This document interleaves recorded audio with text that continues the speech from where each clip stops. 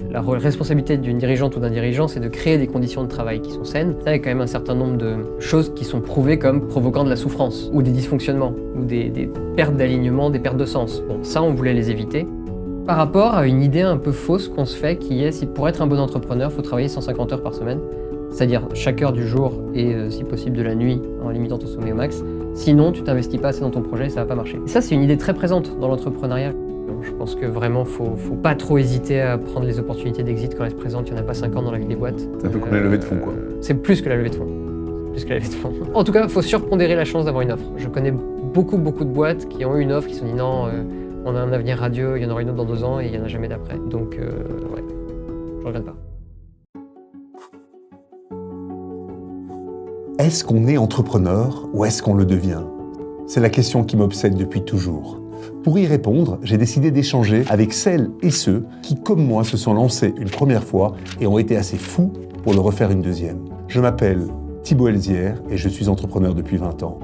En 2011, j'ai cofondé Exa, le premier startup studio d'Europe, pour créer plusieurs startups en parallèle avec des entrepreneurs exceptionnels. Once you are lucky, twice you are good. Bonjour Nicolas. Salut Thibaut. Je suis très content de t'accueillir aujourd'hui dans le podcast Twice.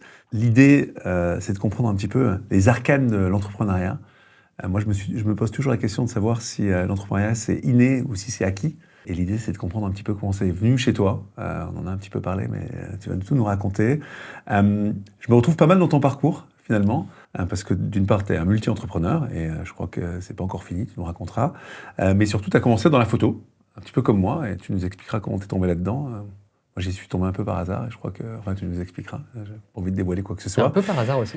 Et que finalement, tu as fini dans le SaaS, B2B, avec Shine, une banque pour les indépendants, une néobanque pour les indépendants. Je ne sais pas trop si on a le droit de citer. Toi, tu peux dire ce que tu veux, moi, j'ai pas le droit de dire banque. Enfin, maintenant, j'ai le droit de dire ce que je veux parce que je suis sorti complètement du projet. Je suis plus au capital, je suis plus opérationnel. Mais non, tu n'as pas le droit de dire banque si tu n'es pas établissement de crédit.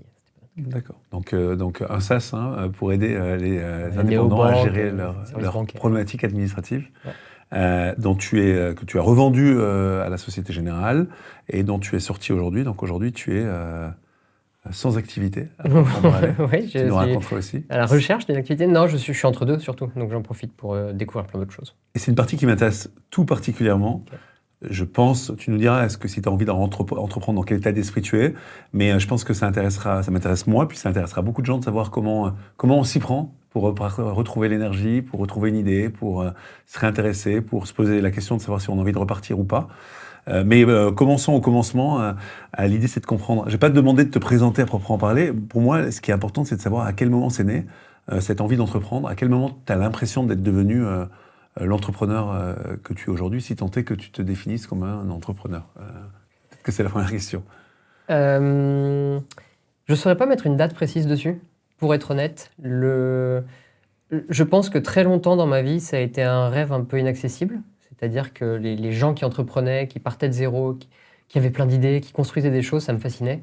Et je ne me reconnaissais pas du tout dans ce tempérament. Je n'étais pas naturellement très attiré par le risque. J'avais pas du tout une culture de commercial, de commerçant. On a souvent l'image de l'entrepreneur qui dit « Ah, il y a ça, on devrait faire un business avec ça et tu le vendrais ». J'étais absolument pas comme ça. Et ça a été peut-être, je sais pas, les 15-20 premières années de ma vie au moins. Et j'en étais arrivé à me dire, du coup, je suis pas fait pour être entrepreneur. Je serai jamais entrepreneur puisque je suis pas quelqu'un qui voit des idées de business partout comme ça. Donc ça, c'est pas fait au début. J'ai un contexte familial aussi qui méritait de préciser, c'est que j'ai grandi seul avec ma mère, qui elle a toujours été très safe et dans une grande boîte française chez Bull à l'époque, et qui a fait toute sa carrière dans la même boîte. Elle n'a jamais changé de contrat de travail. Boîte dans l'informatique. Déjà dans l'informatique. Ouais. Et à côté de ça, j'avais mon oncle et mon grand-père qui lançaient tout le temps des projets et ça foirait tout le temps. Et qui étaient plutôt du genre à accumuler des dettes et à mettre des dettes sur le dos de la famille. Donc moi, j'avais un peu une espèce de rapport un peu bizarre à ça, qui est ça a l'air génial d'entreprendre, mais en fait, c'est juste un problème pour tout le monde et tu crées des dettes et tu fous tout le monde dans la merde à la fin. Donc je me sentais pas doué pour ça, j'en avais un mauvais exemple, donc je m'étais dit que je le ferais peut-être pas, quoi.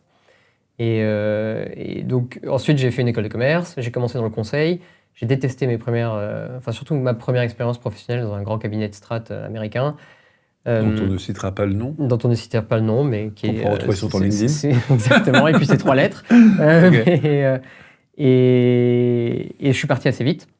Ensuite, j'ai fait du conseil en développement durable pendant 1 an et demi. Ça m'a beaucoup plus plu. C'était une petite structure, on était 8. Enfin, je suis arrivé 8e.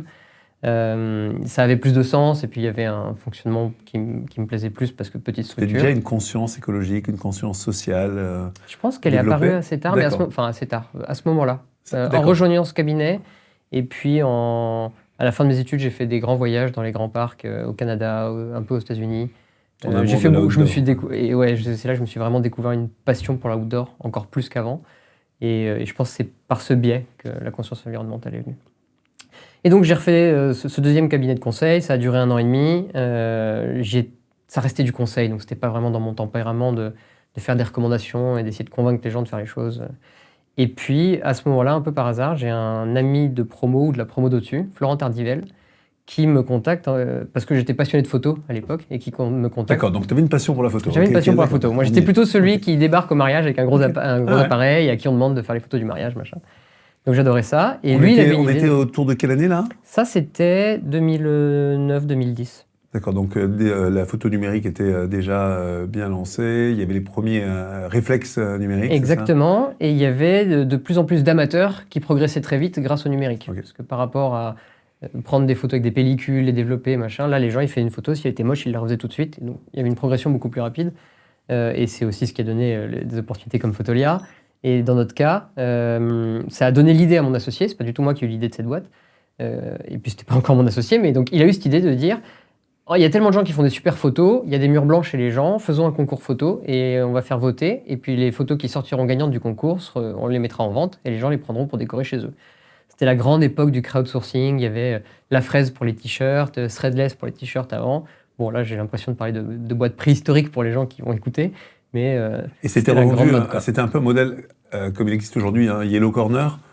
En fait, c'était un concurrent de Yellow Corner dans les produits qu'on vendait. Mayoz, ça s'appelait. C'est ça le nom, okay.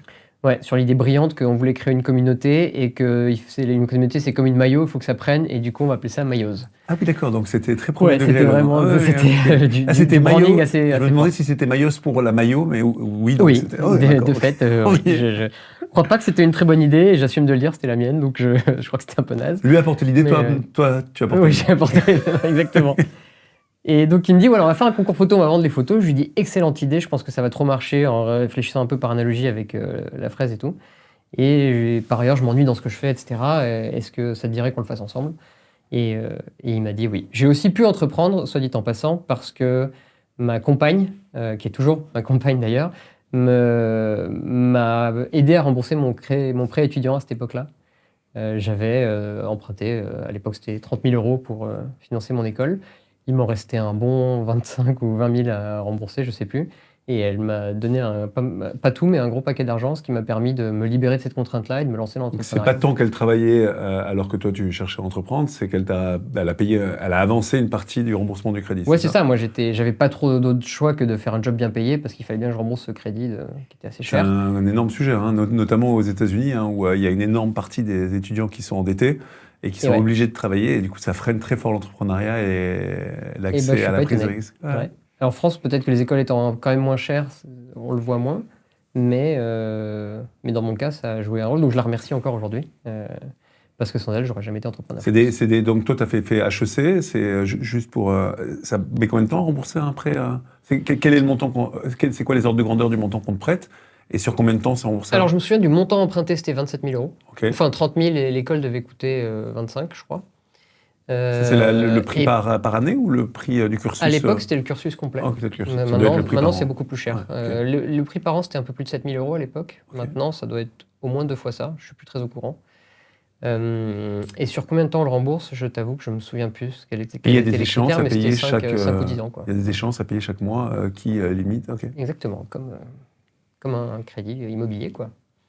Ce qui n'est pas absurde, hein, c'est un actif. Et puis, et ça fonctionne plutôt bien comme système. Ça permet, parce que les banques prêtent très facilement, en tout cas quand c'est des noms d'écoles très réputés, et ça permet à beaucoup de gens de financer une école qui ne pourrait pas se permettre sinon. L'Australie a fait ça de manière publique maintenant. Tu as des prêts publics, et donc et tu le rembourses par le gouvernement. Par le gouvernement, en fonction de ton école. Okay. Et ensuite, ce que je trouve magnifique, c'est que le remboursement se fait en même temps que le prélèvement des impôts, sur la base de ton salaire. Et ça dépend de ce que tu peux rembourser. Tu n'es pas obligé d'avoir un salaire de taré pour rembourser, mais tu as un pourcentage qui est prélevé tous les mois. Dans un système où l'énorme partie de la scolarité est privée et dans lequel les écoles sont payantes. La réalité, c'est qu'aujourd'hui, en France, en tout cas, le gouvernement il participe à l'effort de guerre en payant la scolarité. Quoi. Absolument. Ouais, je connais mal le système australien, mais je trouvais l'idée assez chouette. Je ne suis pas sûr qu'ils y perdent beaucoup, mais c'est une avance. Donc voilà, première expérience en 2010, et voilà un peu comment ça s'est fait. Donc attends, du coup, elle te paie ton prêt, ce qui te permet de prendre plus de risques, et tu rejoins du coup ton associé pour lancer Mayoz. Ouais. Tu trouves le nom, il apporte l'idée, et raconte-nous un peu, ça se fait comment? Vous avez ouvert ça se faisait en ligne? Vous avez ouvert des shops? Ouais, on a commencé en ligne, et on a ouvert des corners dans les grands magasins aussi. Donc initialement, on a créé ce concours photo sur Internet. N'importe qui pouvait proposer des photos. On faisait un premier filtre. Ensuite, on mettait les photos qui nous semblaient dignes d'intérêt ouvertes au vote. Les gens votaient et les photos qui avaient reçu les meilleurs suffrages étaient mises en vente sur le site. Et ensuite, dans des corners, dans les grands magasins, Printemps, BHV, Galeries Lafayette, etc. Donc, de facto, tu es devenu entrepreneur au moment où tu as mis le pied à l'étrier. En fait, le jour où tu as commencé l'aventure et que tu t'es dit, bon, j'arrête mon job au BCG, hein, si j'ai bien compris, et que tu commences, si vous voulez pas en parler. Non, j'ai pas de problème. Non, c'est moi qui j'ai le droit de citer les noms, voilà. etc. Et à ce moment-là, tu t'es ressenti entrepreneur, ça y est. Au niveau dans ta tête, il s'est passé quoi? Non, je pense que j'ai très longtemps été. Je me suis senti complexé en tant qu'entrepreneur, et je me sentais pas très bon entrepreneur. Alors, je pense qu'on peut faire 4 heures de psychothérapie sur le sujet et rentrer dans les détails. Mais si on résume, à mon avis, il y a une espèce de syndrome de l'imposteur qu'on retrouve chez plein de gens, où je me sentais pas compétent pour ce que je faisais. J'avais l'impression de savoir faire une presse et de vendre, mais j'ai l'impression de rien connaître au domaine dans lequel j'étais. J'avais l'impression, comme moi je codais pas, de pas apporter beaucoup de valeur au sujet. Ça m'a pris beaucoup de temps de réaliser. Et surtout, je pense, le dernier point qui me vient, c'est j'avais l'impression de jamais travailler assez. Par rapport à ton cofondateur ou parce que... Par rapport à une idée un peu fausse qu'on se fait, qui est, pour être un bon entrepreneur, il faut travailler 150 heures par semaine, c'est-à-dire chaque heure du jour et si possible de la nuit, en limitant ton sommeil au max. Sinon, tu t'investis pas assez dans ton projet et ça va pas marcher. Et ça, c'est une idée très présente dans l'entrepreneuriat, je trouve, surtout dans la culture américaine. Alors, ça a été moins vrai ces dernières années, mais avant ça, tous les blogs américains te disaient si tu crées ta boîte, c'est pour bosser jour et nuit, tout le temps, comme un chien. Et si tu fais pas ça, ça marchera pas. Et donc, comme moi, j'étais pas prêt à faire ça, et puis très honnêtement pas capable de faire ça, j'ai jamais eu une capacité de travail colossale. Moi, même au conseil, je faisais pas beaucoup de nocturnes. À 22, 23 heures, déjà, si je bossais sérieusement, je m'arrête et je ne fais plus rien. Quoi. Pour moi, les vrais boulots qui sont intenses au niveau des heures de travail, c'est surtout le conseil, les avocats. Pour moi, aujourd'hui, c'est les avocats en droit des affaires qui j'ai l'impression que plus ils vieillissent, plus ils travaillent.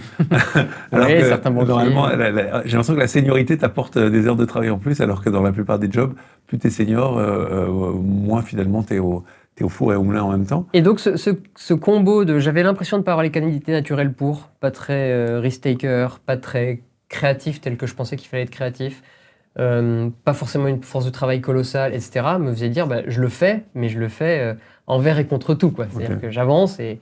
C'était pas ta nature profonde, c'est ouais, ça? En tout cas, j'ai mis beaucoup de temps, je ne sais même pas si c'est arrivé un jour, à me sentir droit dans mes bottes, bien dans mes bottes, en me disant moi je suis un entrepreneur. Tu vois. Donc, je sais pas ta profession, quand tu passes à la douane, tu dis quoi? Je dis ça, je dis je sais, entrepreneur, chef d'entreprise, je sais plus quoi. En ce moment, je ne suis pas passé de douane récemment, je ne sais pas ce que je dirais vu que je suis entre deux projets. Je serais père de famille. Tu prends plus l'avion? J'essaye de le prendre le moins possible, je m'en autorise un par an, strict. Je peux faire des exceptions. J'essaie de pas être chef de famille.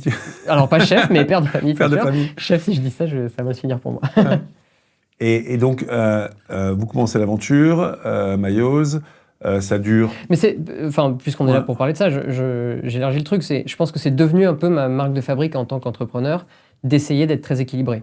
C'est-à-dire qu'autant je suis nul à bosser 120 heures par semaine, je ne sais pas faire ça, il y a certainement des gens meilleurs. Maintenant, avec un peu plus de recul, je me rends compte que ça ne m'a pas empêché de faire quelques trucs quand même.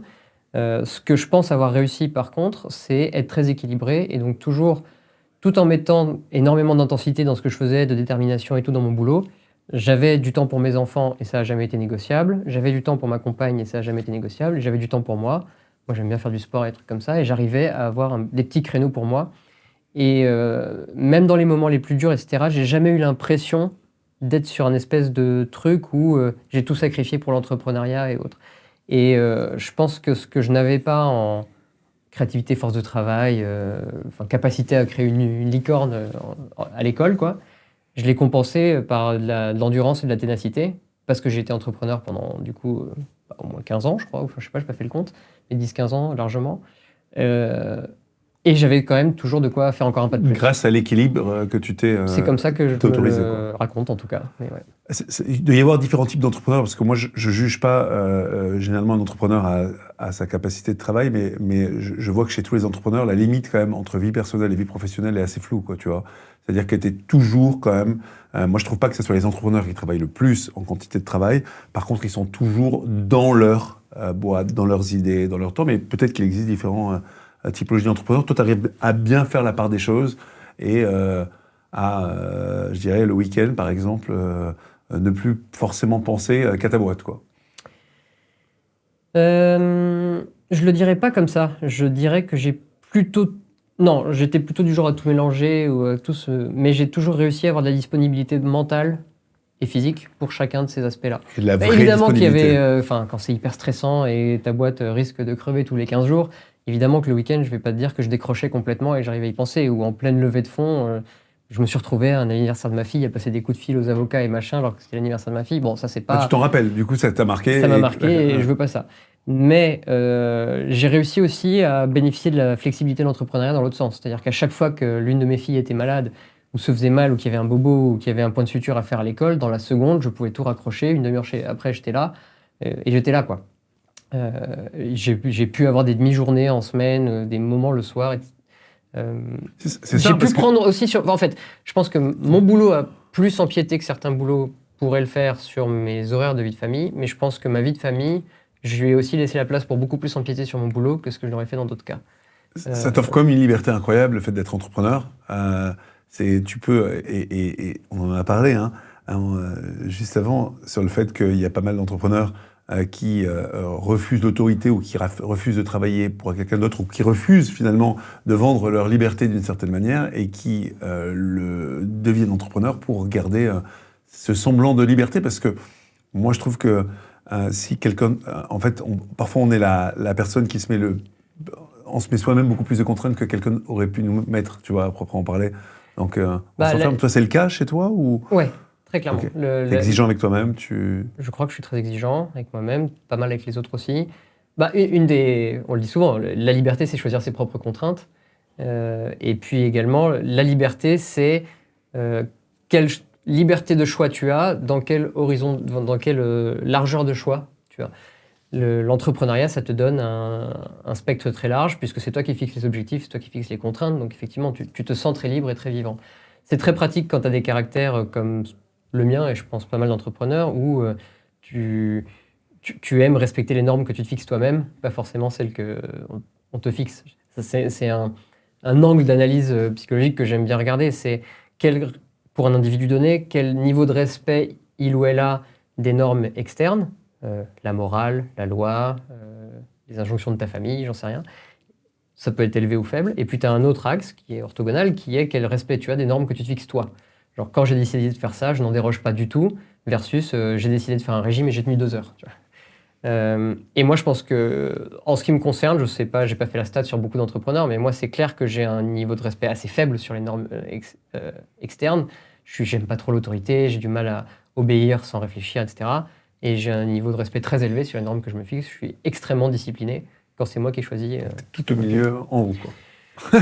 Ou en bas, ça dépend dans quel sens tu le fais, mais c'est sûr que c'est assez marqué, quoi. Et donc du coup, quand vous vous êtes rencontrés, vous vous êtes partagé comment les rôles? Donc toi, tu avais ta personnalité, tu avais ton background à proprement parler, tu as de facto pris la partie plutôt business et lui la partie technique. Avec mon associé de Mayos. Associé de Mayos au départ. On a beaucoup fait de choses à deux, et comme au début de ta boîte, il y a plein de trucs à faire, on se les répartissait un peu, mais on se marchait quand même un peu sur les pieds en termes de compétences. On a embauché en freelance un développeur qui nous a fait la plateforme et tout. D'accord. Et ça, c'est probablement une des premières erreurs que j'ai faites. Ce que je considère être une erreur, en tout cas en tant qu'entrepreneur, c'est de ne pas avoir l'ensemble des compétences nécessaires à la naissance du projet parmi les associés de départ. Ça, je crois que c'est vraiment important, de couvrir 80-90% du spectre, voire 100% si possible, avec les 2-3 fondateurs. Alors, ça peut être solo founder, mais du coup, il faut quand même beaucoup de compétences. Parce que ce qu'on a fait, c'est qu'on a fait du dev for equity. En gros, il nous a fait un développement de site, la mise en ligne et tout, et on lui a donné des parts en échange. Ouais. Et puis, quand il a fini son boulot, il a dit moi, j'ai fini. Et par contre, il avait toujours 15% du capital. Donc, c'était quelqu'un de bien. Hein. On s'entendait bien avec lui. Je veux dire, humainement, il n'y avait pas de problème. Et il avait respecté sa part du contrat. Et donc, j'ai aucun ressentiment vis-à-vis de lui. Mais j'ai trouvé que ça pénalisait le projet derrière d'avoir un associé dormant qui a 15% du capital, qui n'a fait plus avancer le projet. Et pour cause, il fallait bien qu'il vive. Et lui, c'était sa rémunération. Donc, voilà. C'est pour ça que je pense que l'equity, moi, elle doit rémunérer le futur et pas forcément le passé, même si c'est tentant quand tu n'as pas beaucoup d'argent, quand tu commences une aventure, de payer en equity parce que finalement, tu n'as pas de cash à proprement parler. Absolument. Et les deals de Media for Equity, par exemple, je ne suis pas très convaincu non plus. Je n'ai jamais vu vraiment. Ça a essayé de se lancer à une époque, mais je ne sais pas où ça en est. Non, ouais, tout le monde au même moment, je pense. Ouais. Et donc, du coup, c'est quelque chose que tu as appris donc que tu as mis en place sur tes... C'est quelque chose duquel tu as appris et que tu as mis en place sur tes expériences futures. Ouais. Tu peux nous raconter un petit peu la fin. Donc, Myos, ça a duré 3 ans, c'est ça à peu près, oui, ça doit être ça. Absolument. En gros, c'est simple. C'était une très très bonne idée, mais un très mauvais business. Voilà. Le concours photo a cartonné, on avait raison. Moi, je voyais... Donc, le concours photo a cartonné, c'est devenu un des plus gros concours photo d'Europe. On avait des centaines ou des milliers de candidatures. C'était pas une bonne idée de business, mais c'était une bonne idée de création. Ouais, ça a fait du bruit, du monde. Il y a plein de gens qui étaient très heureux. Les photographes étaient très heureux, mais par contre, les ventes, ça se passait pas bien.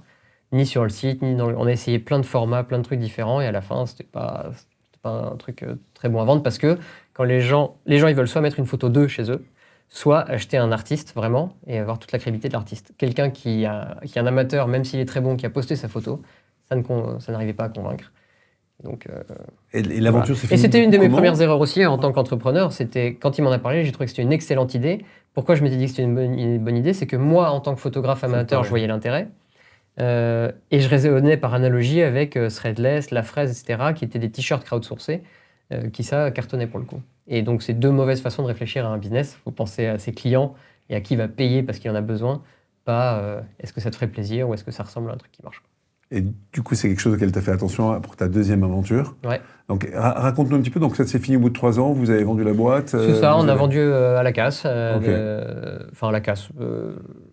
Juste de quoi rembourser le peu de dettes qui nous restait, donc on n'a pas, j'ai pas accumulé de dettes. Moi, j'ai fait très attention du coup à pas endetter toute ma famille. J'étais un peu traumatisé, donc ça a été une constante dans tout mon parcours de faire gaffe à ça.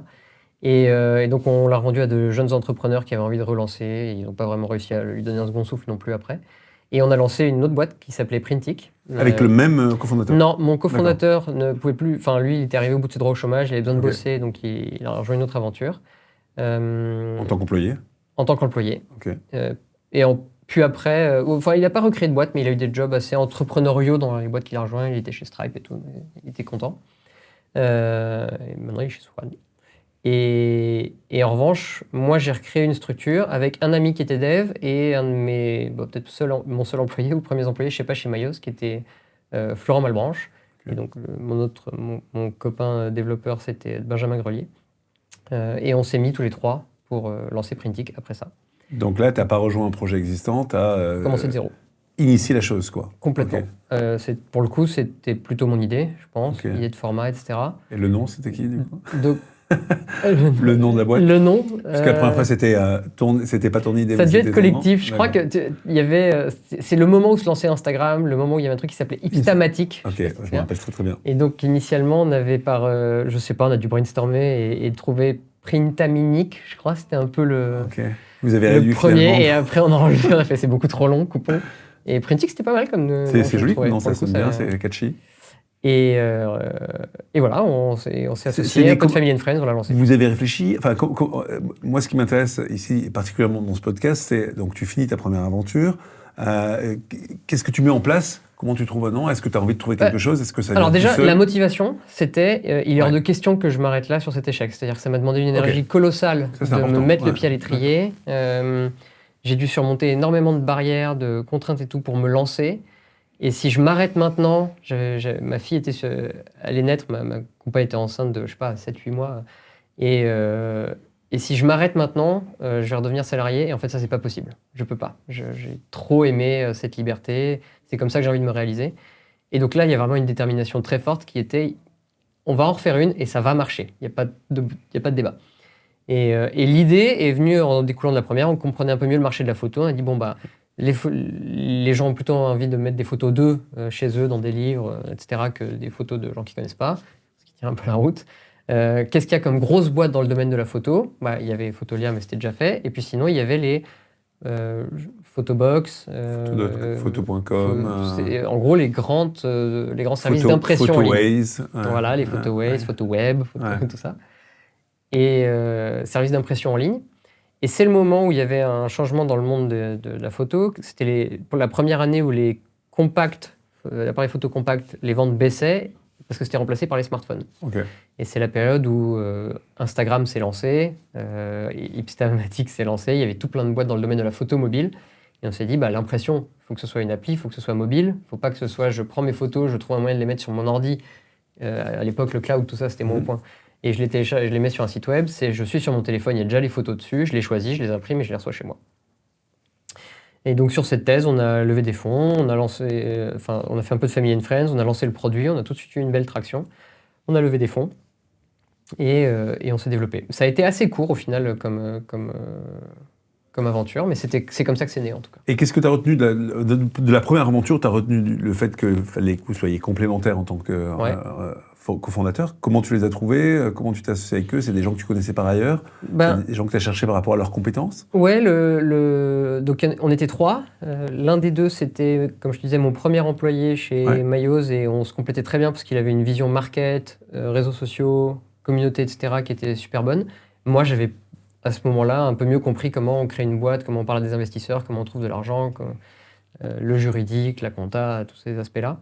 Donc on s'est un peu séparé les 2 pôles comme ça, et il nous manquait la compétence technique, et j'avais un pote de lycée, je crois, collège ou lycée, qui avait fait Pitech, il me semble, qui donc était dev, et je lui ai proposé de faire ça avec nous, et ça l'a tout de suite intéressé. Le setup parfait, qu'on imagine dans une boîte tech. Voilà, j'ai by the book. Et c'était probablement une bonne idée d'ailleurs. Vous avez levé de l'argent très très rapidement. Ça, c'est l'erreur qu'on a faite, je pense. De lever trop rapidement? De lever de l'argent? De ne pas lever assez quand on peut. De ne pas lever assez. Ouais. Faut lever quand on peut, pas quand on a besoin d'argent. Exactement, c'est vraiment un de mes grands enseignements aussi. Ouais. Parce que ça a été beaucoup plus... ça a demandé... C'était une boîte software, c'est une boîte industrielle. C'est assez rigolo comme histoire. Ou... En fait, on l'a lancé... Donc on a fait un peu de Family and Friends. Je ne sais plus le montant exactement, c'était 100 ou 200 000 euros peut-être, ou même 50 en fait. Et avec ça, on a réussi à mettre un produit sur le marché en fin 2013, je pense. 12. Toute fin 2012 ou début 2013. On a mis ça en ligne, ça a marché, il y a eu un peu de traction, etc. Et puis ensuite, on a rejoint l'accélérateur, à l'époque, de Michel de Guillermier. Qui venait de Photoways, qui venait de connaissait pas mal ce ouais, domaine. c'est ça. Photobox, je pense. Photoways qui a été revendu à Photoways, Photobox. exactement. Et comme il avait une très bonne compétence sur le sujet, on allait le voir en le prenant un peu comme advisor pour l'avoir au capital.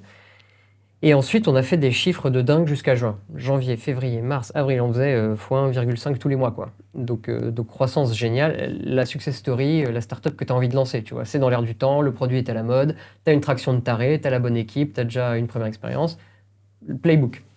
Et donc, on va pour lever. Et puis finalement, on avait des term sheets très chouettes. On avait des term sheets d'Elaya, de Xange. Pour, au total, il y avait peut-être 500 000 ou 1 million d'euros, ce qui pour un... Alors à l'époque, ça devait s'appeler une série A, j'en sais rien, mais pour un site de l'époque, en tout cas, c'était beaucoup, quoi. C'était vraiment une 500 000 euros, 1 million d'euros, c'était déjà beaucoup à l'époque pour une levée de fonds? Pour un truc qui est passé de 1 à 40 000 euros par mois en quelques mois, ou 80 000 euros, ouais, c'était... Enfin, en tout cas, nous, on était super contents de ça. Et on l'a décliné, et on a fait un tout petit tour avec l'accélérateur et un des investisseurs de l'accélérateur, de peut-être 200 000 euros, je crois, un truc comme ça, en se disant, avec la traction qu'on a, on tient sans problème avec cet argent-là jusqu'à décembre. Et là, l'année prochaine, on fait une vraie belle levée de plusieurs millions d'euros et on envoie vraiment la sauce. Il n'y avait pas un conflit d'intérêt de l'accélérateur qui n'avait pas intérêt à ce que vous fassiez rentrer des externes et faire monter la valo. Ça se passe parfois hein, où on va te dire non, mais on va faire un petit tour de seed ou on va faire un petit tour intermédiaire, un petit bridge avant la grosse levée de fonds. Ouais, je en pense. se donnant la chance d'être un jour rentable, on n'aura peut-être pas besoin de faire la prochaine levée qui sera très dilutive. Ça a probablement joué. Ça a probablement joué dans leur vision des choses, mais ça nous allait. En tout cas, je ne dirais pas que qu'on a été manipulés. C'est pas contre vous. On a pris cette décision, on s'est laissé convaincu, j'en sais rien. En tout cas, on y croyait, on pensait que c'était la bonne idée. Et donc, on a continué à croître comme des fous jusqu'à août, début septembre. Et après, catastrophe. Octobre pourri, novembre pourri, et décembre bien, mais du niveau d'août, quoi. J'aurais cru que, vu la saisonnalité, tu prends énormément de photos pendant les vacances d'été et que tu les imprimes à la rentrée, non? C'est comme ça? En fait, comme c'était un service mobile, tu les imprimes dans le train du retour, quoi. Et effectivement, et puis tu as les juilletistes qui impriment en août, et puis... Ok, d'accord. Et donc c'est exactement ça la saisonnalité du marché de la photo. Tu as un énorme mois de décembre, un petit peu en janvier, après février ça retombe très bas, et ça remonte progressivement jusqu'à août. Ça se réécroule, voilà, 15 septembre, quoi, ça s'écroule. Et quand tu dis ça s'écroule, c'est-à-dire que si tu pars sur un niveau au max de 100... Ah bah je pense qu'on a dû diviser notre CA par 2 ou 3, quoi. Ah oui, d'accord. Ok, non, c'est violent. Ouais. C'est vraiment violent. Enfin, en fait, c'est normal, mais c'est violent si t'as pas l'explication. C'est-à-dire que ça t'inquiète. Si tu te mets dans le mode d'un investisseur, tu vois un truc qui était comme ça, exponentiel, et d'un seul coup ça fait ça, on t'explique l'histoire de la saisonnalité, mais t'y crois à moitié, tu te dis c'est peut-être dû à d'autres facteurs alors externes. Ça, c'est le truc que, en réalité, non, il n'y avait pas à s'inquiéter, c'est juste comme ça, quoi. C'est juste le marché de la photo qui est comme ça, et c'est normal, et c'est vrai chez tous les acteurs, et du coup c'était vrai aussi chez Photoways, donc je suis étonné qu'ils n'aient pas plus... se tirer la sonnette d'alarme. Oui, ou qu'ils n'aient pas plus trouvé ça normal, genre vous inquiétez pas, en août, vous inquiétez pas, ça va pas se passer comme ça à la fin de l'année. Bon, toujours est-il que, en tout cas, c'est pas du tout la tonalité des discussions qu'on a eues, ça les a beaucoup inquiétés. L'investisseur, qui était aussi l'investisseur de l'accélérateur, était très flippé. Et du coup, ils ont été beaucoup plus frileux quand il s'agit de relever des fonds en début d'année d'après. Évidemment, quand on a voulu de lever des fonds à ce moment-là, on était en bien moins bonne posture qu'avant, parce qu'en fait, on avait déjà le gros de notre croissance naturelle, on l'avait déjà acquis. Maintenant, il fallait alimenter un peu la machine en market. On n'avait pas d'argent pour le market. Donc en fait, du cercle vertueux, tu pars sur l'espèce de cercle vicieux où ça se passe de moins en moins bien. Et on a eu beaucoup de mal sur notre levée de fonds. Au final, on a eu quand même beaucoup de chance dans notre malheur, c'est qu'on était en contact avec les gens de Mon Album Photo, qui avaient été rachetés par M6, dont on était très complémentaires. On les connaissait bien, enfin je les connaissais bien parce qu'ils avaient investi dans ma boîte d'avant, qui était Mayoz. C'était les frères Bataille, enfin c'est toujours les frères Bataille. Eux avaient une application logicielle sur ordinateur, qui tournait sur ordinateur, sur le web, pour pouvoir créer son album, et ils n'avaient pas forcément d'interface mobile développée. Ouais, en fait ça se complétait très bien. Eux c'était web, nous c'était mobile. Eux c'était des produits album photo très tradis. Nous on avait plein de petits produits plus cadre photo, trendy, cadre, format un peu Polaroid, enfin innovant quoi, sur la partie market. On avait une forte communauté. Eux c'était vraiment un truc traditionnel, média télé, acquisition payante en ligne, etc. Donc voilà, et en fait, ça se complétait bien à tous les niveaux. Produits, équipe, techno, tout. Donc à ce moment-là, ils nous ont proposé de les rejoindre et ils ont racheté la boîte. Et je crois qu'on a dû signer les documents. On devait être à 3 semaines de la cessation de paiement ou un truc comme ça. Je pense que le mois d'après, je ne pouvais pas payer les salaires. Attends, du coup, ça a duré combien de temps l'expérience Printic là? 18 mois? Ouais. Ok, d'accord. Donc vous avez commencé On l'a lancé officiellement en 2013 et on l'a vendu mi-2014, fin 2014. Ok. Je pense que c'était août ou septembre. Donc là, vous étiez vraiment, vous n'aviez pas le choix. Vous étiez dans une impasse. Il fallait surlever beaucoup d'argent. Ce qu'on n'arrivait pas à faire, ce qu'on n'avait pas réussi à faire. Vous avez essayé de le faire et il s'avère que ça n'a pas fonctionné. Marché. Vous étiez combien à cette époque-là? Une dizaine, je pense. Et c'était un succès il y avait un petit goût amer. D'accord. Financièrement, c'était quand même un succès. Je me rappelle qu'en tout cas, on en a parlé comme d'un succès. Après, on ne sait jamais trop ce qui se passe derrière les choses qu'on entend. Tout le monde a spiné le truc correctement. Non, mais objectivement, c'était un succès. C'est-à-dire qu'on était parti de rien à une boîte qui, je ne sais plus exactement le montant de la vente, mais c'était quand même 1 ou 2 millions, tu vois, un truc comme ça. À terme, on a dû faire 3 millions d'euros de CA par an, une quinzaine d'employés. Donc, toi, tu es resté après quelques temps. C'était quoi le contrat c'était avec Mon Album Photo? 3 ans, je pense. 3 ans. Ouais. Donc vous êtes On a dû rester 2 ans et demi, il me semble. En tant que Printic, vous avez fusionné, vous avez fait qu'une seule boîte Au début, on est resté très indépendant et progressivement, on a fusionné, on a tout intégré. Il y avait deux synergies évidentes qui étaient la pub télé avec M6, avec laquelle on a bien mis l'accélérateur, et la production, parce qu'ils avaient une usine chez Mon Album Photo, et donc on a intégré la production de nos produits chez eux. Et tu as réussi quand même à rester 3 ans dans une boîte qui était finalement plus la tienne? Vous étiez intéressé par d'un à autre, vous aviez quand même une certaine liberté de vous mouvoir, de décider Un peu des deux, c'est ça. Ok. C'est qu'il y avait l'earn-out, il y avait besoin d'un petit break aussi. Ça a été très dur cette expérience-là, hein. Pour le coup, évidemment que c'est plus facile d'en parler maintenant, mais sur le coup, quand le up and down a quand même été très violent, quoi. On est passé d'une des boîtes Ok. un peu à la mode à Paris, avec même des notes d'intérêt partout en Europe et En tout, juin, à ok. rien en 6 mois, tu vois. Enfin déjà en 3 mois, la tonalité au board a changé, et en 6 mois, on avait de quoi se payer, on se payait plus tous les 3. Et on est vraiment passé à rien de mettre la clé sous la porte complètement, alors que c'était un beau projet, une belle boîte et une belle équipe. Enfin, c'était quand même chouette, tu vois. Donc à la fin, on a pris un petit peu d'argent, pas du tout de quoi se mettre à l'abri très longtemps, mais quand même, je sais pas, 1 ou 2 ans de salaire ou 2-3 ans de salaire, j'imagine, si on avait un job très bien payé. Ce qui met du beurre dans les épinards, ce qui te permet de te détendre un petit peu Plus et d'acheter, voilà. un salaire d'employé, puisque tu étais Plus un employé de salaire mon album d'employé, photo. et puis la garantie que le projet continuait avec des investissements. Et voilà. Et donc, du coup, tu es resté 3 ans, ce qui est pas mal. Hein, Je pense qu'on a dû rester 2 ans et demi au total. je connais beaucoup d'entrepreneurs qui signent pour 3 ans et qu'au bout de 18 mois, ils s'arrangent pour partir d'une manière ou d'une autre, ou on les fait partir. Et je dis souvent, hein, quand on vous engage sur un earn-out de 36 mois, Ouais. au bout de 18 mois, si vous faites votre entrepreneur, je dirais, dans la boîte, en prenant des décisions, en ayant des idées dans tous les sens, etc. C'est un peu ce qui s'est fait. Je pense Ok. que pendant 1 an et demi, on était vraiment à fond et motivés. Au bout d'1 an et demi, on a commencé à se démotiver un peu. Moi, j'étais un peu vacciné de l'entrepreneuriat à ce moment-là, donc j'ai cherché un job. Waouh, J'ai discuté ok. avec les gens de chez... je crois que j'ai avancé un peu avec vente... Enfin, on a discuté avec Vente Privée, Blablacar aussi, on a discuté. Qu'est-ce qui te motivait? Tu avais envie de plus de sécurité Je pense que j'étais un peu trop bas. financière? Ok. J'étais fatigué, j'étais blessé. Ça faisait 4 ou 5 Ça ans. faisait 4 ou 5 ans, j'avais un peu d'argent de côté et ça m'allait bien. Et j'avais envie d'avoir le stade d'après aussi. Ça faisait 2 boîtes que je montais de 0 à 5, ensuite de 0 à 15. J'avais envie de voir une scale-up où il y a 200, 300 personnes pour voir comment ça se passe, apprendre là-bas en étant un peu plus au chaud. Et voilà, donc j'ai rencontré ces gens-là, les gens de DxO aussi. Ok. J'ai discuté pas mal. Ouais, je me rappelle. Qui avaient levé des c'était fonds à bon. ce moment-là. Et le truc, DxO, c'est hein, que... c'est bien, c'est cette Palantir boîte aussi. qui crée des logiciels pour pouvoir corriger les... C'est pas ça, DxO? Si, c'est ça. Pour pouvoir corriger ouais. les défauts dans les lentilles d'un... Exactement, c'est des outils pour photographes. Ouais, C'est des logiciels de retouche avec des algos. C'est des plugins Photoshop, je crois, à la base de Lightroom et tout.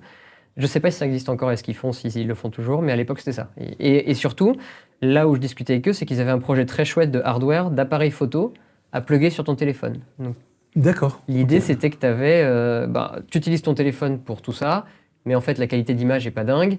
Et eux, ils te mettaient un compact avec la qualité d'un hybride de ouf, et en plus tout leur traitement d'image en interne dans le boîtier, et tu prends des bonnes photos avec.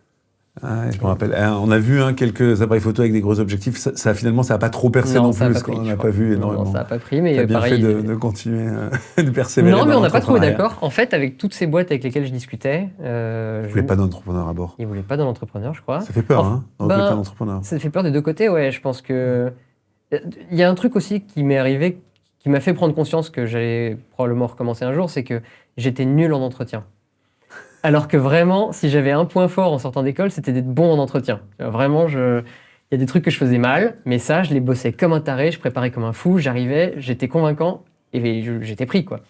Et Ouais, tu m'as l'air d'être très bon en entretien, t'es éloquent, t'es smart. wow, tu vois, tu me mettais une t'es chemise, un articulé, machin, je ouais. faisais, Et il se passait ça quoi, faisait le du coup job, quoi. Tu Mais je croyais pense pas que j'étais pas motivé. Ouais.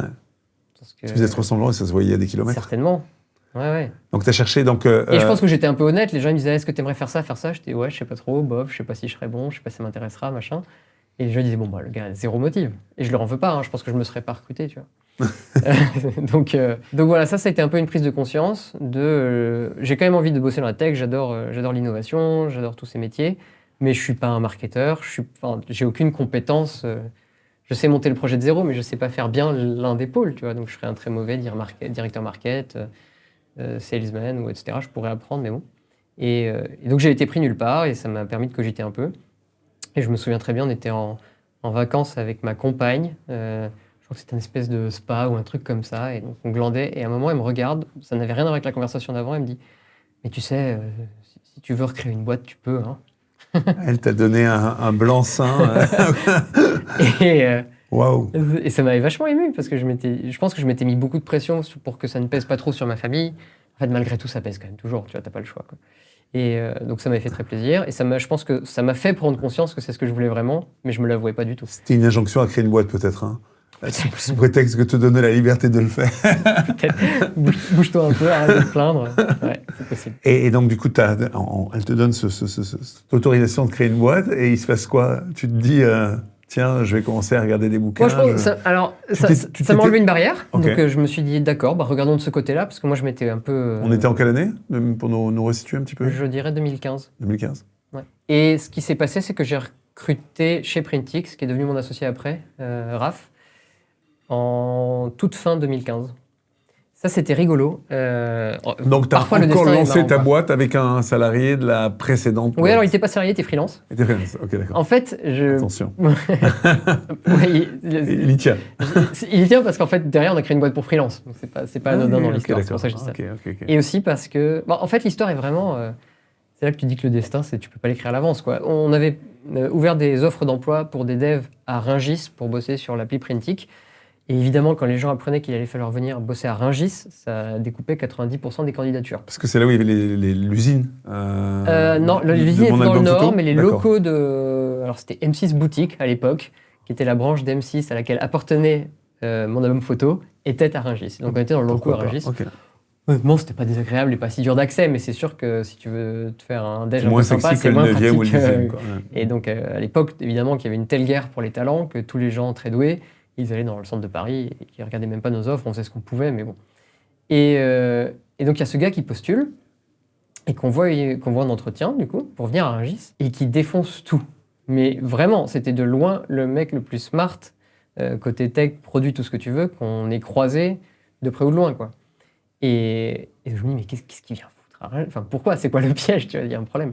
Donc, on discute, on lui fait évidemment une offre, je donne ma vie pour qu'il vienne, et le salaire n'est pas assez élevé.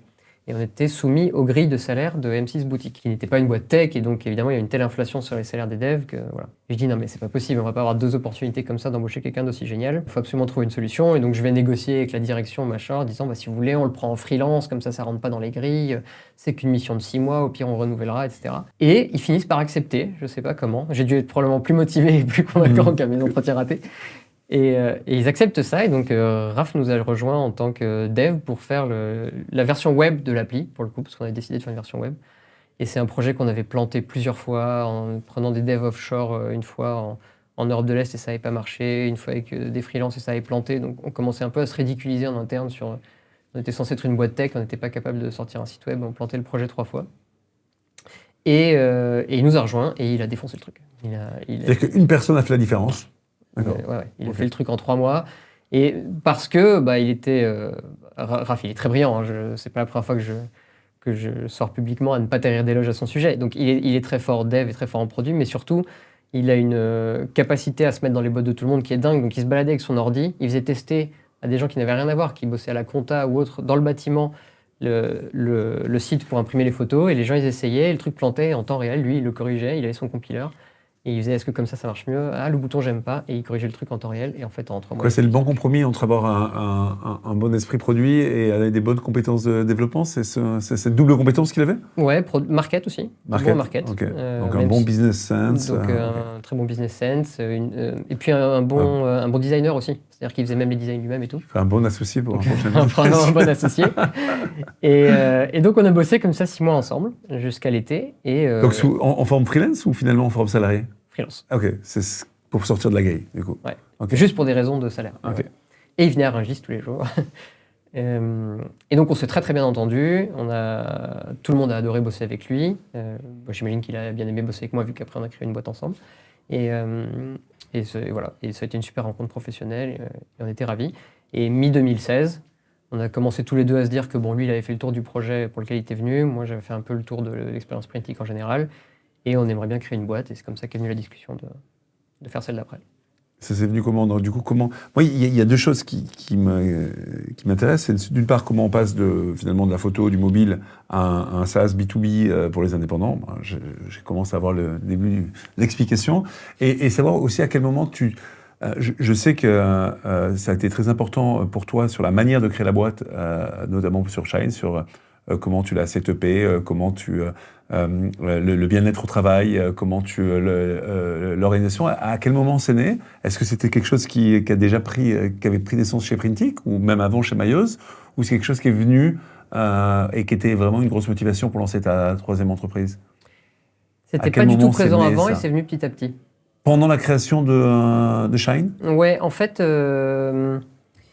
c'est plutôt pendant le développement de Shine. Parce que globalement, quand tu es 8 ou 10, ce qui était l'équipe, la core team qui nous a permis de mettre un produit sur le marché avec Shine, et on a bossé ensemble comme ça pendant peut-être 6 mois, 1 an même, je pense.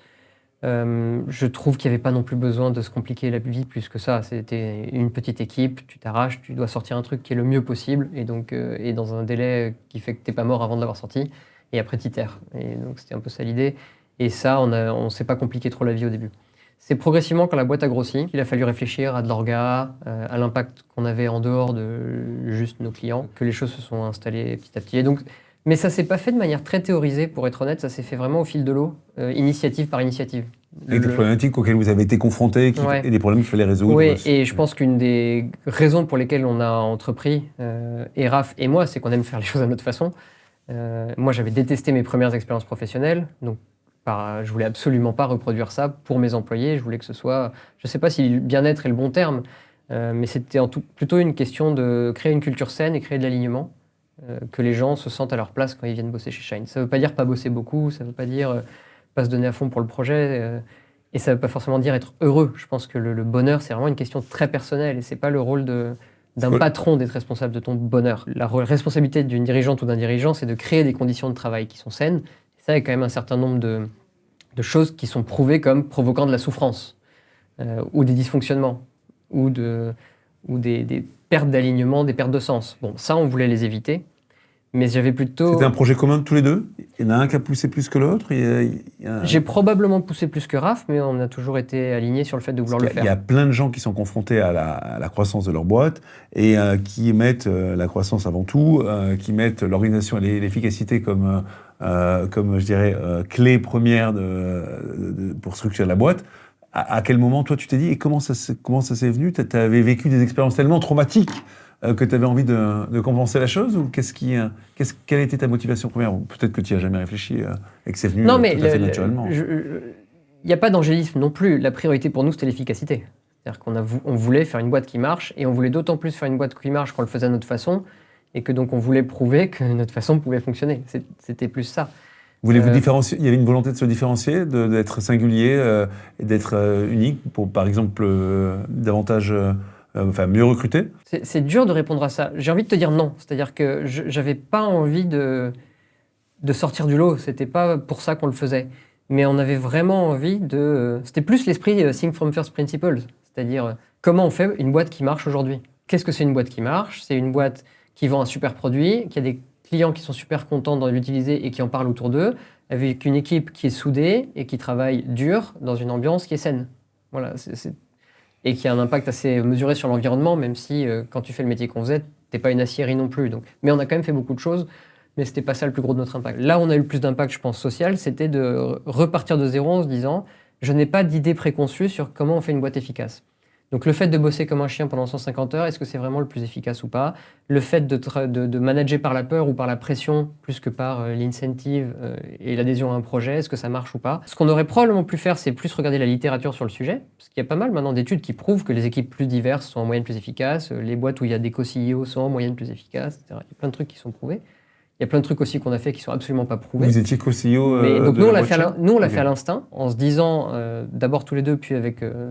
notre garde rapprochée. D'après nous, quel est le mieux, au sens large? Qu'est-ce qui va marcher et qui va faire qu'on va être fier de ce qu'on a fait à la fin et qu'on pourra se regarder dans la glace en disant « Ok, on a fait de notre mieux, c'est ça qu'il fallait faire ». Aujourd'hui, tu me racontais que tu lisais énormément, tu prendrais les choses différemment et tu regarderais déjà ce qui a été fait, là où tu l'as fait de manière très intuitive. Tu penses que si c'était à refaire, tu aurais regardé un petit peu la littérature autour de toi, tu te serais davantage renseigné?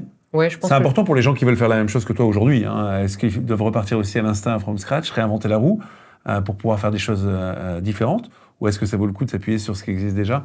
Ouais, je pense que ça vaut le coup de regarder ce qui existe déjà et que faut mettre un peu le curseur. Nous, on a eu une approche très on fait à notre façon et on va prouver que. Entrepreneur, quoi. Entrepreneur, on casse tout, on réfléchit. Act first, think then. Et je pense que voilà, j'ai un peu vieilli, j'ai plus de poils blancs, je vois que beaucoup de gens réfléchissent à d'autres sujets, qu'il y a des gens qui partagent leurs expériences et j'aurais plus regardé. Je resterai quand même plutôt du côté action parce que c'est des sujets sur lesquels le gros du contenu disponible, c'est les boîtes qui communiquent sur ce qu'elles ont fait. Et elles communiquent toujours de manière positive sur ce qu'elles ont fait. Tu as très très peu de boîtes qui vont dire on a fait la transparence des salaires et c'était une connerie. Je ne pense pas que c'est une connerie de le faire, mais on a essayé d'être un peu plus transparent que d'autres boîtes là-dessus. Par exemple, on avait mis en place plein de choses pour la diversité au début, on avait pris des engagements publics, etc. Et au bout d'un an, on a fait OK, on s'est complètement planté. Je sais que vous aviez fait, notamment vous étiez engagé sur la parité, et puis vous avez réalisé que vous étiez arrivé à la parité en nombre, mais pas la parité sur les salaires ou sur les types de positions dans la boîte. Quoi. Ça, c'est un des grands enseignements. Et, je t'avais entendu parler du fait que vous deviez écrire un article pour vous féliciter de cette parité, que finalement vous ne l'aviez pas écrit. Mais est-ce que vous avez écrit un article pour dire que... D'accord, ok. Ouais, et c'était un de nos articles un peu marquants d'ailleurs, parce que le premier article qu'on avait posté était juste après MeToo. Et donc on avait la parité à notre board, mais nous on était deux dirigeants fondateurs mecs, et on n'avait pas du tout la parité dans l'équipe. Et donc on a écrit une tribune pour dire qu'on allait s'engager publiquement. On était une des toutes premières boîtes à faire ça à l'époque, maintenant c'est plus fréquent, pour dire qu'on s'engage en faveur de la parité et qu'on met en place un certain nombre de choses pour y arriver. Et c'était pas facile d'écrire cette tribune-là en étant un mec à cette époque-là, pour être honnête, j'ai eu peur de me faire éclater sur les réseaux sociaux. Et on l'a écrit... De pinkwashing, D'accord. Ouais, c'est ça. Et heureusement, déjà on l'a écrit à plusieurs dans l'équipe, et notamment avec des nanas, dont certaines qui étaient très engagées dans des communautés féministes et tout. Donc je me disais, c'était pas une excuse, mais je me disais, si les gens m'insultent, j'aurais fait de mon mieux, quoi. Et donc on a publié ça. Et un an après, on avait la parité dans l'équipe, effectivement. Donc on était parti pour écrire notre article pour dire que c'est génial et que ça avait marché. Et comme tu dis, c'est là qu'on s'est rendu compte qu'on avait une femme sur 10 sur les 10 plus hauts salaires de la boîte, pas du tout la parité chez les managers, etc. etc. Donc on a écrit l'article en disant super, mais en fait pas du tout, on n'y est pas, on n'a pas compris le sujet. C'est pas un sujet de nombre, enfin, en tout cas c'est plus vaste. Et donc on a continué à bosser, à faire des updates là-dessus. Et finalement, vous êtes arrivé à cette parité, je dirais, à cette égalité, malgré, et tu le dis très bien, la complexité dans un monde de la tech, avec beaucoup d'ingénieurs informaticiens qui sont hommes, de pouvoir arriver à cette parité. C'est quelque chose que si tu devais refaire, auquel vous êtes arrivé à faire, est-ce que vous êtes arrivé à le faire fidèlement? Et est-ce que si tu devais le refaire, tu chercherais encore à atteindre cet objectif? Ah ouais, alors 100%, je rechercherais à le refaire aujourd'hui. Je pense vraiment que ça n'a apporté que des bonnes choses à la boîte. Que ce soit du point de vue client, du point de vue interne, du point de vue de l'ambiance, du point de vue de la vie au travail, etc. Je le referai sans hésiter. J'aimerais avoir plus de billes chiffrées pour dire que ça nous a apporté de l'argent ou pas. J'en suis convaincu, mais je ne peux pas le prouver. Mais c'est juste, j'admets que c'est une croyance et une conviction, mais je le referai sans hésiter.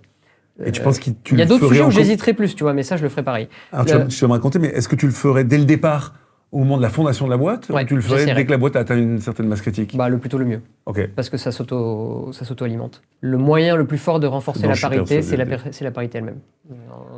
De créer un environnement qui est attractif. En général. Oui, c'est un tout. Pour les femmes.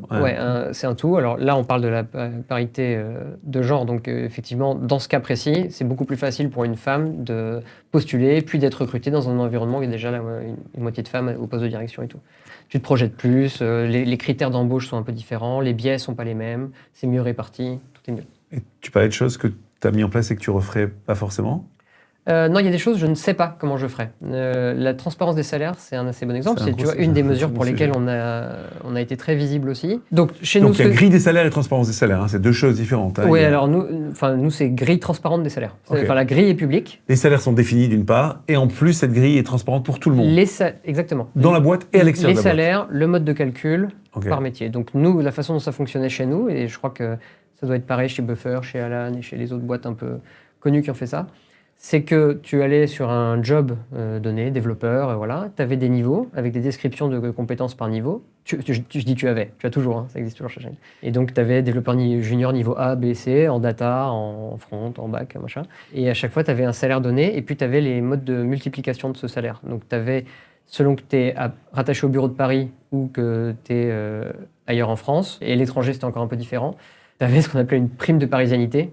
Tu avais plus d'argent à Paris parce que quand tu étais ailleurs, on te payait un coworking, des déplacements en plus, des choses comme ça. Du mobilier pour bien s'installer chez toi. C'est pas par rapport à la problématique. On allait même jusqu'à d'achat. mettre à dispo des gens un bureau et un fauteuil confortable pour qu'ils soient dans de bonnes conditions chez eux. C'est pas par rapport au pouvoir d'achat, vous indexiez pas vos salaires sur le pouvoir d'achat. C'était pas pour cette raison-là. Si on ok. avait embauché des gens partout dans le monde, j'imagine qu'on l'aurait fait pour cette raison-là. Mais là, en En l'occurrence. France, la disparité de pouvoir d'achat est peut-être pas si. Je pense que ça dépend. En full remote, tu peux vraiment payer beaucoup moins de loyer. Mais bon, ça peut être un vaste débat et je n'ai pas d'opinion très tranchée là tout de suite. Ce qui est sûr, c'est que c'est pas pour ça qu'on l'avait fait nous. C'était pour une forme d'équité sur il faut que tout le monde touche à peu près la même chose à la fin quand même. Et donc voilà. Donc les grands avantages de ça, c'est effectivement une forme de transparence qui est très bénéfique, qui aide beaucoup à lisser les inégalités de salaire entre genres. Parce que tu es obligé d'objectiver beaucoup plus les rémunérations. Oui, je finis juste en disant donc il y avait ce bonus-là, mais il y avait un truc en fonction de l'ancienneté aussi dans la vie active, et en fonction aussi du nombre de personnes que tu as à charge. Donc si tu as de la famille qui dépend de toi, si tu viens d'un pays étranger en guerre et tu dois envoyer de la famille là-bas et que tu déclares ça, si tu as des enfants à charge, etc. Donc ça, c'était très, très polémique comme décision. Il y a des gens qui nous disaient « Moi, je veux pas d'enfants, je me sens discriminé parce que je touche moins de salaire que quelqu'un qui a des enfants chez Shine. » Et c'est vrai, c'est une forme de discrimination. Donc, long débat et on peut en débattre. Et ça, j'ai pas un avis très très tranché. Mais vous l'avez mis en place quand vous vous êtes fait racheter par la Société Générale. On va y revenir un peu sur l'histoire parce que ça m'intéresse et je pense que ça intéresse beaucoup de gens l'histoire de Shine que tu vas nous faire en accéléré. Mais au moment où vous êtes parti chez Société Générale, vous avez pu continuer à mettre en place les politiques que vous aviez définies auparavant. Oui, on a gardé notre indépendance sur tous les aspects. Sur tous ces aspects. Et aujourd'hui encore, Shine existe. Shine appartient tout le temps à la Société Générale. Non, ça a été acquis par un groupe danois maintenant qui s'appelle Ageras. Et on en est où je dirais de la structure que vous avez mis, notamment au niveau des salaires, au niveau des avantages à ma connaissance, tout ça est resté. C'est dur de revenir en arrière, j'imagine, par ailleurs. Je sais qu'il y a des discussions sur certains points, mais je pense qu'elles sont confidentielles et je ne peux pas revenir dessus. Mais bon, c'est pas non plus très confidentiel de dire qu'il y a des réflexions autour du travail remote et de est-ce qu'on essaie de faire en sorte qu'il y ait des jours où tout le monde soit au bureau ou pas. Donc je sais qu'il y a des débats là-dessus, mais je ne sais pas ce qu'ils ont tranché. Mais le mot... Parce que chez Shine, ça a toujours été libre. Quand vous avez été racheté par Société remote. Ah oui, d'accord. Tu pouvais choisir exactement quand tu voulais venir ou pas. Ouais, c'est ça. Tu avais la contrainte de revenir. J'ai oublié parce que ça a changé dans le temps plusieurs fois, mais quelques jours par mois, quoi. Et quand vous vous êtes retrouvé chez Société Générale, vous êtes retrouvé dans une immense boîte en appliquant une politique en fait très différente du reste du groupe. Ouais. Ce qui a posé un souci. Finalement, personne n'était vraiment au courant. Ça a posé... Non, alors globalement, non. Ça n'a pas posé de souci. Effectivement, ils nous voyaient un peu comme... le communiqué d'acquisition de Société Générale, brandé Société Générale, était écrit en écriture inclusive. Ce qui était le premier, à ma connaissance, je crois on avait vérifié, premier communiqué de presse écrit en écriture inclusive par une boîte du CAC 40. Magnifique. Donc c'était pas mal. C'est déjà un problème.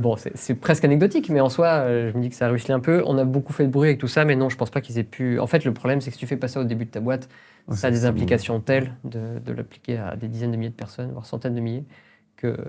Et par ailleurs, quand tu le fais très tôt, c'est très difficile de revenir en arrière. Hein. Aujourd'hui, ça doit être très difficile pour un groupe de changer la politique que vous avez mise en place et tous les privilèges que tu as octroyés à des gens. L'inconvénient, c'est que c'est très lourd à gérer. Parce qu'en fait, à chaque fois que tu veux recruter quelqu'un qui a un salaire un peu plus élevé, tu es obligé de faire des mises à jour annuelles de tes grilles. Et donc, c'est du boulot en plus pour les RH, du boulot en plus pour les managers. Et c'est assez contraignant.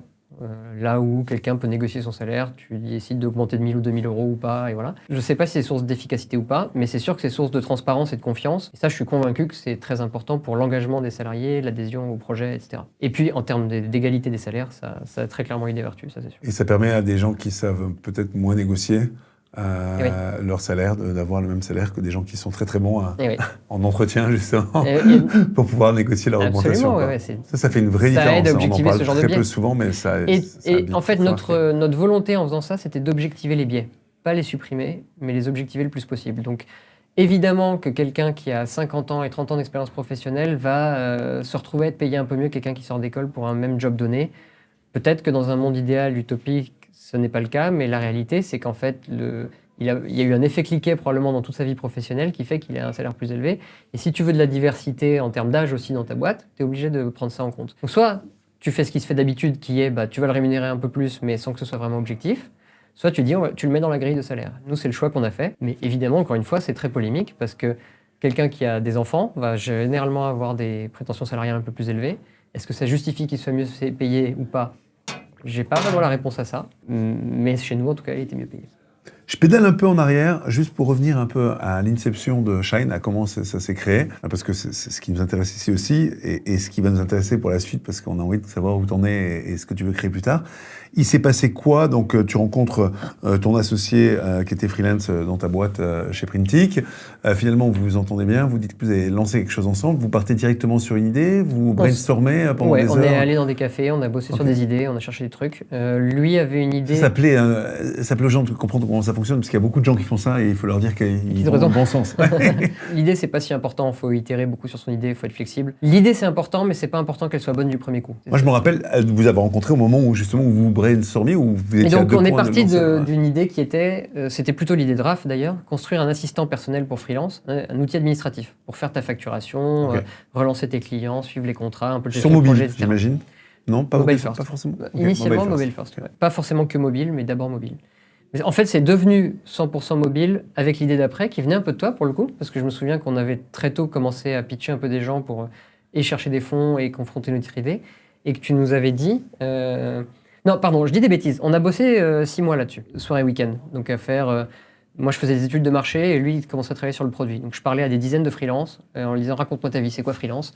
C'est quoi tes problèmes ?» Et j'appliquais vraiment il y a une méthode qui s'appelle Jobs to be done, qui est hyper connue, qui est tu fais la liste de tout ce que ton prospect, ta persona a à faire, et tu essaies de faire un produit qui répond au plus important de ces trucs-là. Donc dans le cas des freelances, c'était trouver des clients, faire une proposition commerciale, faire la mission, suivre la mission, facturer mes clients, relancer mes clients, ils comprennent exactement comment ils font, quels outils ils utilisent, quels outils ils n'utilisent pas. Et moi, je faisais mon bon élève, vieux consultant de l'époque, j'écrivais ça dans des cases et voilà.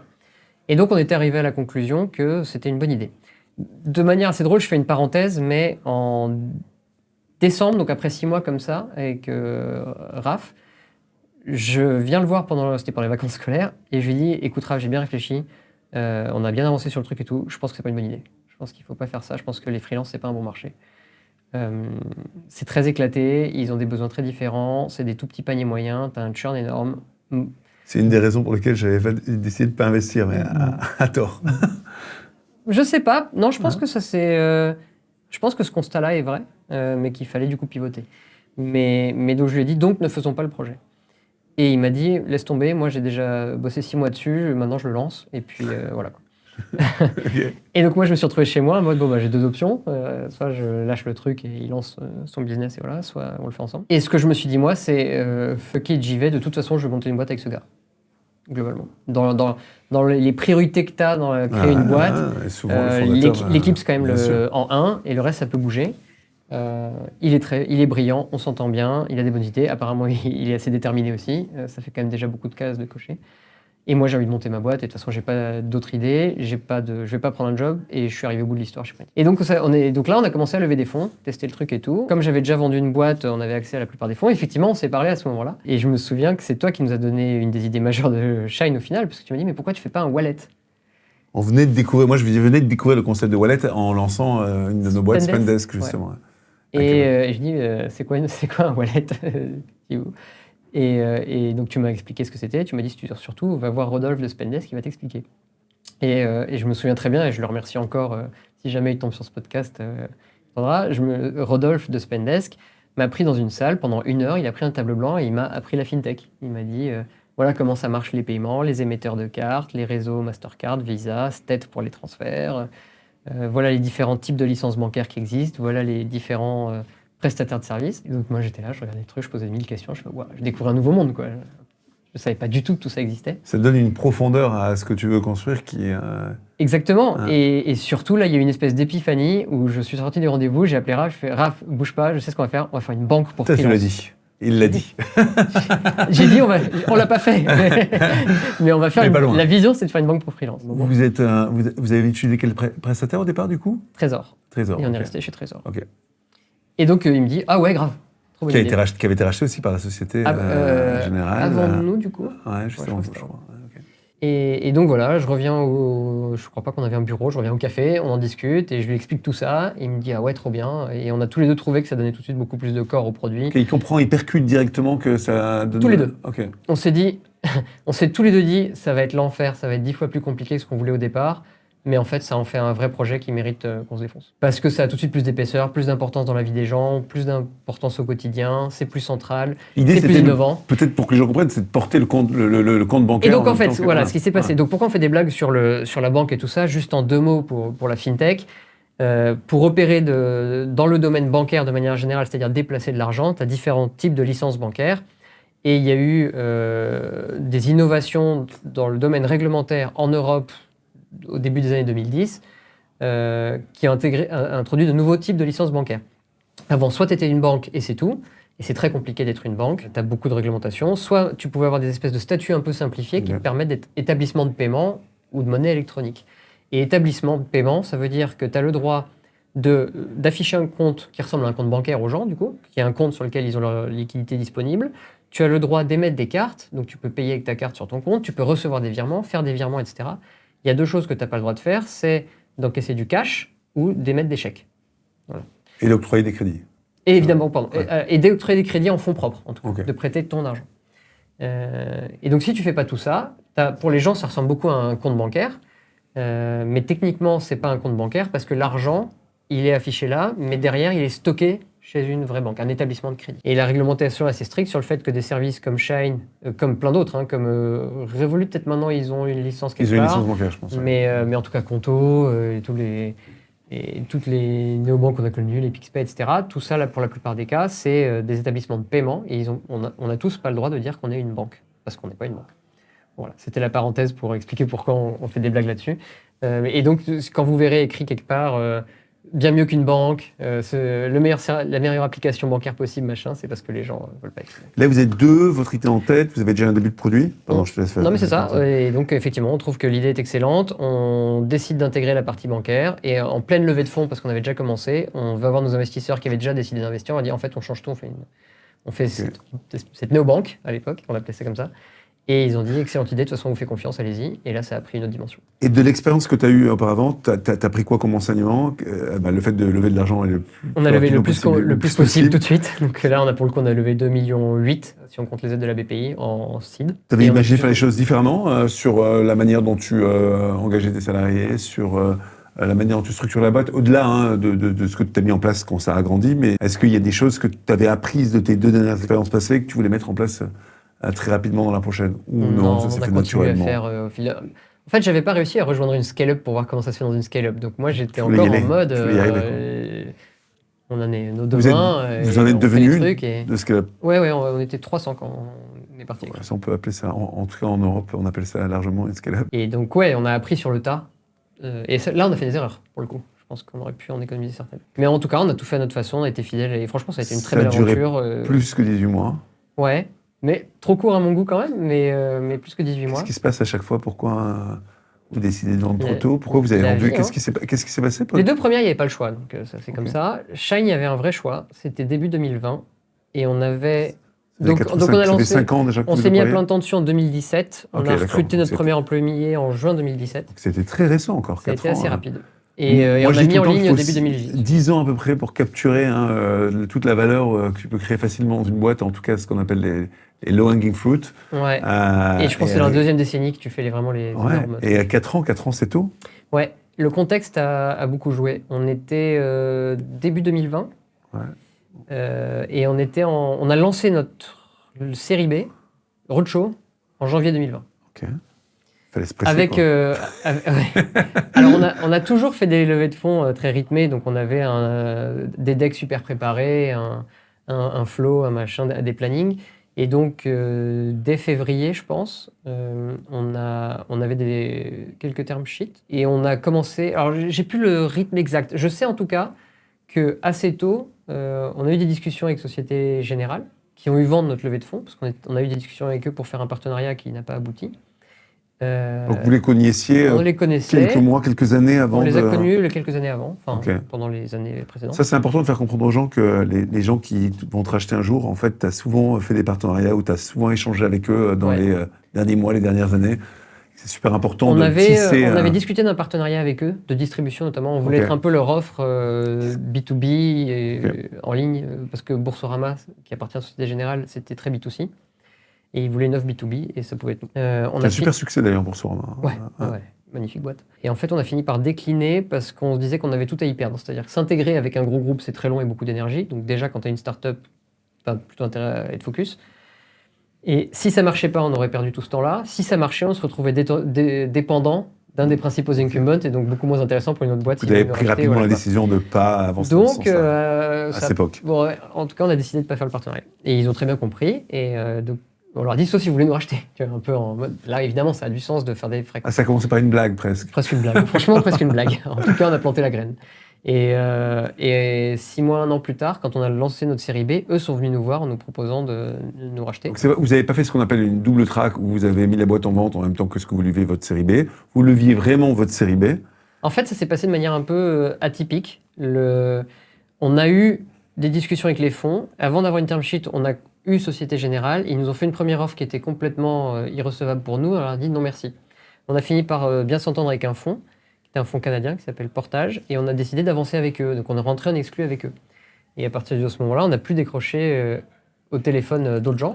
Donc en exclu, vous n'aviez plus le droit de parler avec n'importe qui, ni avec un fonds, ni avec un acquéreur potentiel. Absolument. Pendant une durée... Ouais, de 1 ou 2 mois, 1 mois et demi, 2 mois, je pense. Et donc, on avance avec Portage, ça se passe très bien. À ce moment-là, le confinement, la crise du Covid éclate et le confinement se produit. Donc, on continue les discussions. Il y a plein de deals qui ont sauté à ce moment-là, plein de term sheets qui ont été retirés, plein de deals Il qui faut se remettre à l'époque, en mars 2022, c'était la fin du monde. Tout s'est arrêté et on ne savait pas si le monde allait... Ouais. Donc, c'était vraiment cataclysmique, quoi. Ouais, c'est cataclysmique. Et donc, Portage a eu la très grande courtoisie de ne pas retirer sa term sheet. En revanche, on avait plein de négos en cours sur la valo, sur des termes, des machins. Ils ont fait, en fait, juste, il n'y a plus de négo. Si vous voulez l'argent, tel qu'il est. Vous prenez le deal tel qu'il est. Si vous voulez l'argent, c'est maintenant. Mais on arrête de parler.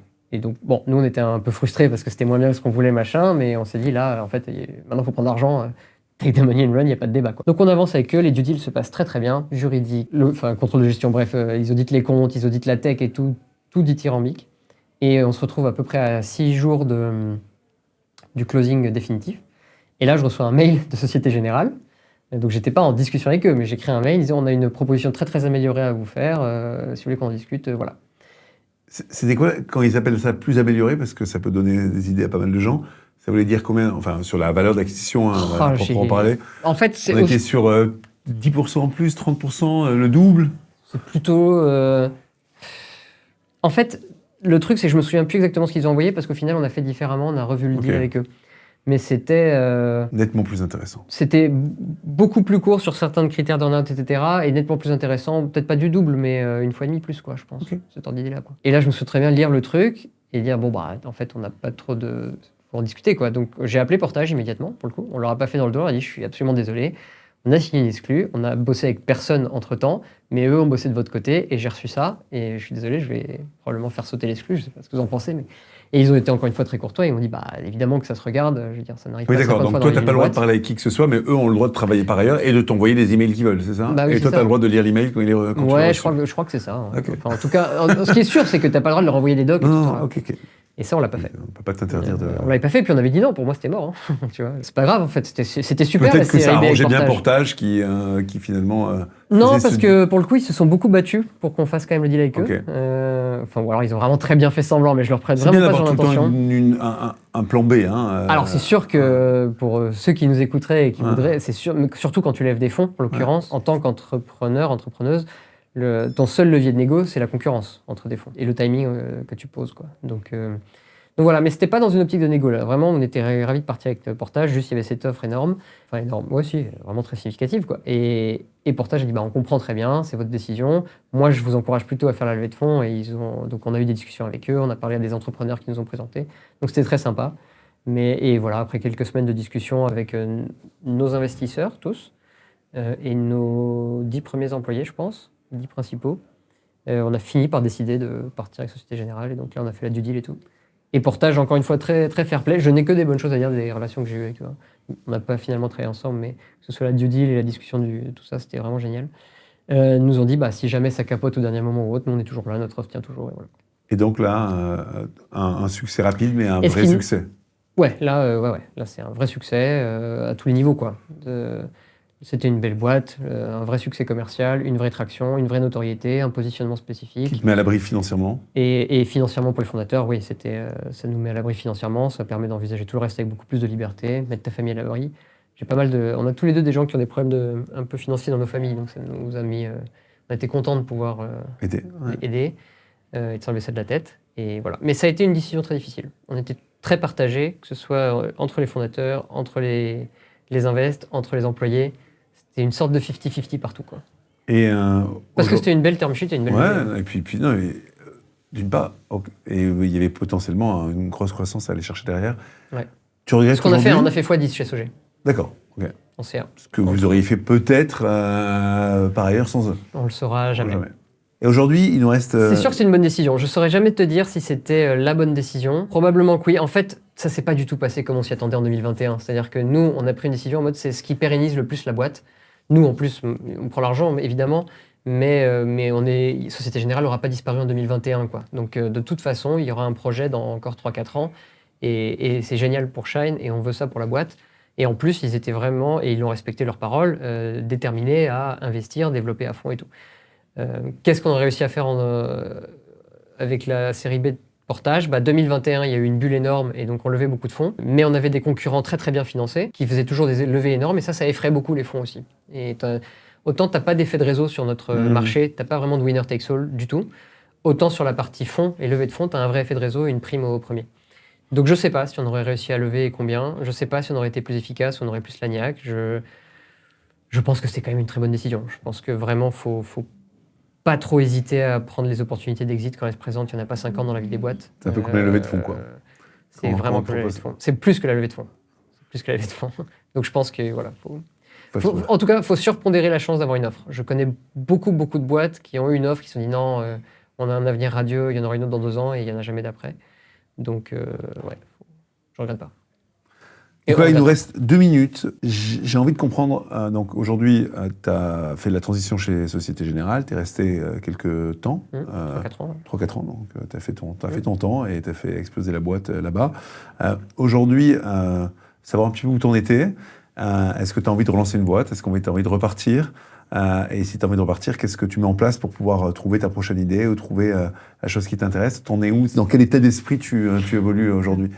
Et très bonne question, c'est sûr que j'ai envie d'entreprendre au sens très large, donc j'ai accepté l'idée que moi j'aime bien partir de zéro et de construire quelque chose qui n'existe pas. Parce que tu m'avais dit je veux pas venir en podcast parce que je sais pas trop quelle sera ma prochaine aventure. Je t'ai dit justement viens parce que c'est vrai que c'est bizarre. C'est hyper intéressant parce qu'en fait la plupart des gens avant d'entreprendre ils savent pas quelle sera leur prochaine aventure et du coup ça nous intéresse de savoir un entrepreneur comme toi comment tu y réfléchis et comment tu abordes la chose.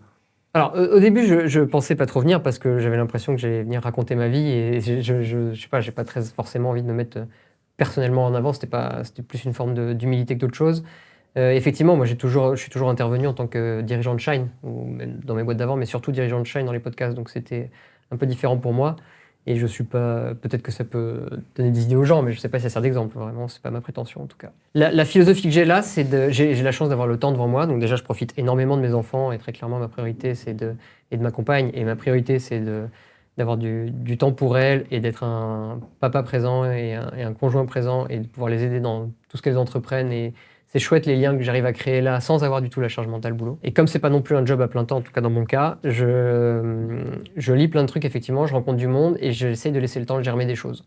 J'essaie de voir quels sont les sujets qui m'intéressent, de prendre le temps de les découvrir et de les comprendre et de m'y intéresser. Donc en ce moment c'est l'agriculture régénérative, le nucléaire, la protection de la démocratie. C'est ça les trucs où je me retrouve à finalement relire un livre de plus sur le sujet et à les creuser de plus en plus. Et j'ai aucune idée de ce que ça donnera derrière. Est-ce que je vais entreprendre dans ces sujets-là ou pas ? Est-ce que je vais contribuer d'une autre façon ? Est-ce que ce sera la rencontre avec quelqu'un ? Est-ce que tu rencontres des gens ? Moi, je suis persuadé que pour pouvoir entreprendre, il faut d'une part D'une part, se renseigner et savoir quels sont les sujets qui nous amusent et comprendre un peu mieux le monde. Et en même temps, s'il s'agit de la bonne rencontre et que du coup, pour pouvoir maximiser et Absolument. augmenter ses chances de réussir, Je il faut rencontre de rencontrer les plus en bonnes plus personnes. de gens. J'ai eu une vraie période réfractaire de 6 mois, 1 an où j'avais envie de voir personne, pour être honnête.